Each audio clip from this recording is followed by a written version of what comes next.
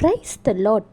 உங்களுடைய ஏதோ ஒரு செய்கையாலோ நடத்தையாலோ பேச்சினாலோ உங்கள் அருகில் இருக்கும் ஒருவர் துக்கமடைந்தால், வேதனை அடைந்தால் உங்களாலே அதை தாங்க முடியாது.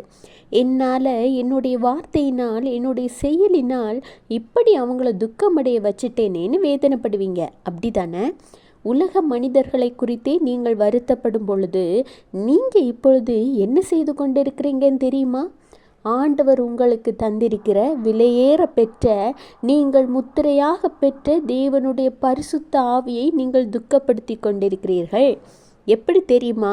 பரிசுத்தமாக இருந்த உங்கள் வார்த்தைகள் தாறுமாறாகிறது, உங்களுடைய நடத்தைகளில் மாற்றம் வருகிறது, உங்களுடைய பரிசுத்தத்தில் குறைவு ஏற்படுகிறது.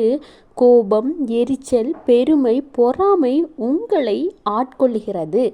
இவை எல்லாவற்றிற்கும் காரணம் ஆண்டவரோடான ஐக்கியத்தில் குறைவுபட்டு போனீர்கள். பைபிள் வாசித்தல், ப்ரேயர் பண்ணுதல் எல்லாம் மறந்து போன காரியமாக ஆகிவிட்டது.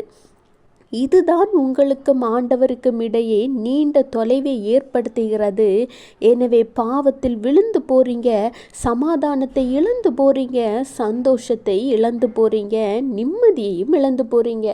கர்த்தர் சொல்கிறார், எபேசியர் 4:30, அன்றியும் நீங்கள் மீட்கப்படும் நாளுக்கென்று முத்திரையாக பெற்ற தேவனுடைய பரிசுத்த ஆவியை துக்கப்படுத்தாதிருங்கள். இன்றைக்கு கர்த்தர் உங்களோடு பேசியிருக்கிறார். உங்களுடைய தவறுகளை விட்டு வெளியே வாங்க.